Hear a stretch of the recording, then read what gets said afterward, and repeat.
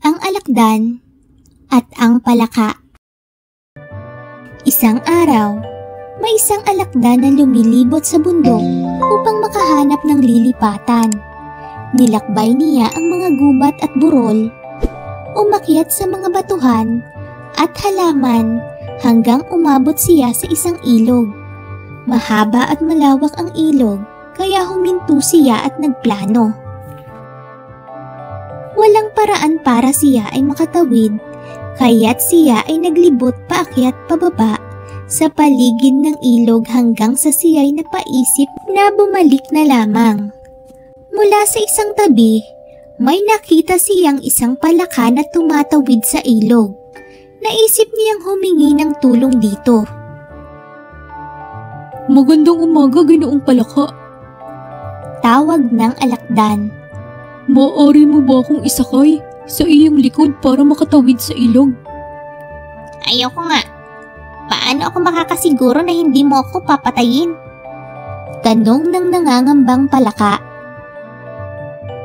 Dahil kung papatayin kita, mamamatay din ako dahil hindi ako marunong lumangoy. Sagot ng alakdan. Mula doon ay napaisip ang palaka. May punto nga naman ang alakdan. Ngunit para makasiguro ay tinanong niya ulit ito. Paano kung malapit na tayo sa baybayin? Maaari mo pa rin ba akong patayin? Tapos ikaw na lang ang uusad sa gilid ng ilog? Totoo! Sumang-ayon ang alakdan.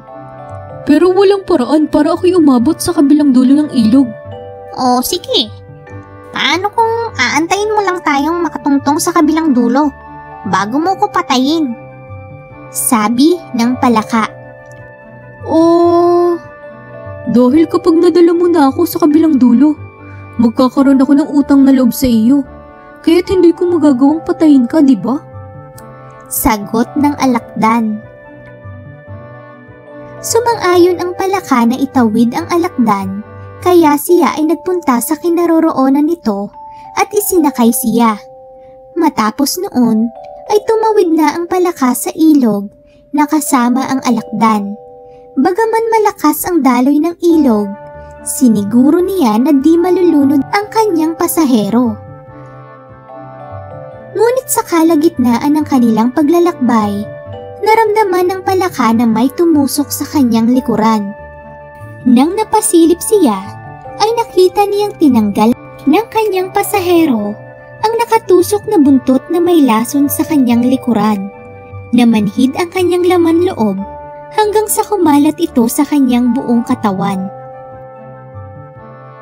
Loko-loko! Sambit ng palaka. Ngayon, mamamatay tayong dalawa. Bakit mo ginawa yun? Nagkipit balikat ang alakdan at sinabing, Wala akong magawa. Natural na sa akin ang ganun. At sabay silang nalunod sa malalim na ilog.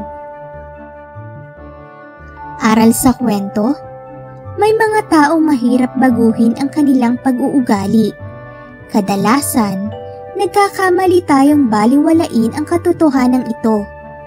Minsan, nakikipagkaibigan tayo sa mga taong hindi angkop na maging mabuting kaibigan o pumapasok tayo sa isang relasyon sa pag-aakalang mababago natin ang ugali ng kapareha. Bagamat karamihan sa atin ay likas na mabuti, may mga taong likas na ang kasamaan, kaya laging mag-ingat sa pakikipaghalubilo sa mga taong hindi lubos na kilala bago pa maging huli ang lahat. Thank you for watching. Please subscribe.